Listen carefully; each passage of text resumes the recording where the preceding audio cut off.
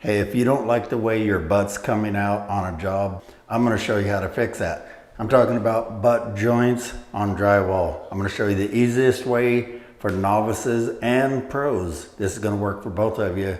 You're going to love this. Stick around.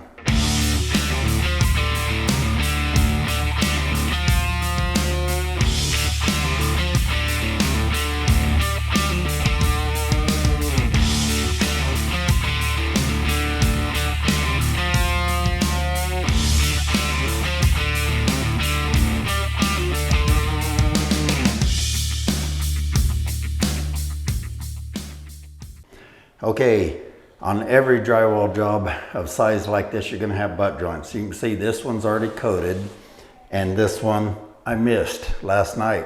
So I'm gonna take the opportunity to show you a video of the easiest way to get really good butt joints. I mean, I've seen a lot of videos out there and some pretty good ones on how to ease the process for you guys of coating a butt joint, but honestly, none of them compare to this that I've seen. Okay, looks like for the most part we're doing pretty well. Use probably a little bit more there. That's it. Right now it's just get the mud on the wall, take it off in a moment. I've done one before, but I'm gonna show you again because this is the way I do it by hand now. So let me show you. Hey, you notice those arrows I've got marked right there? I'm gonna tell you what those are about. This is a time saver for you and you'll get a better job overall.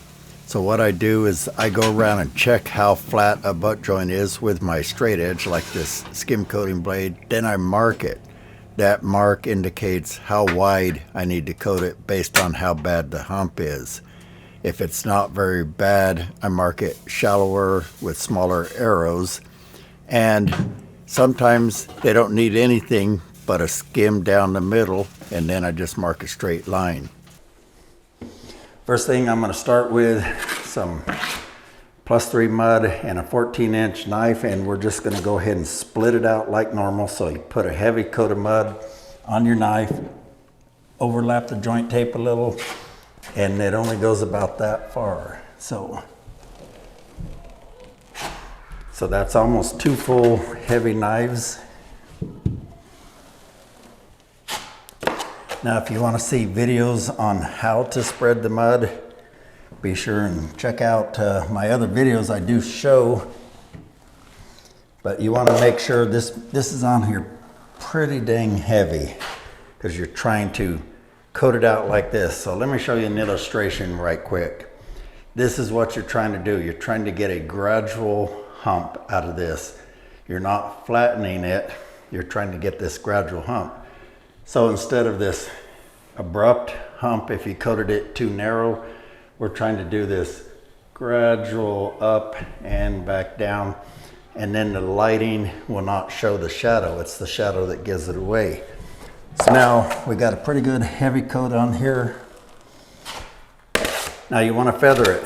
And as always, tip your knife over, push pressure on the outside edge to feather that edge like that.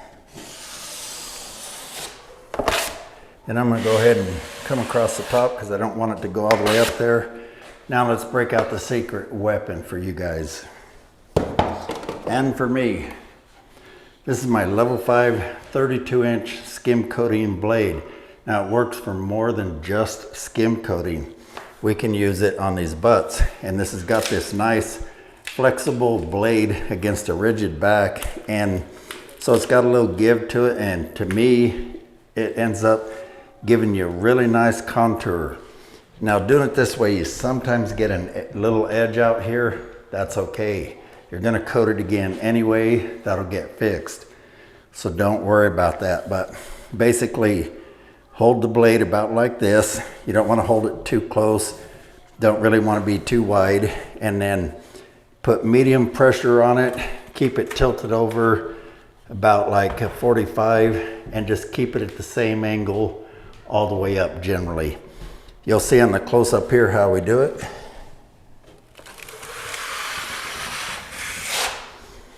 There, in one pass, that looks really good. I'm going to go one more time just to take a little bit more out of the center.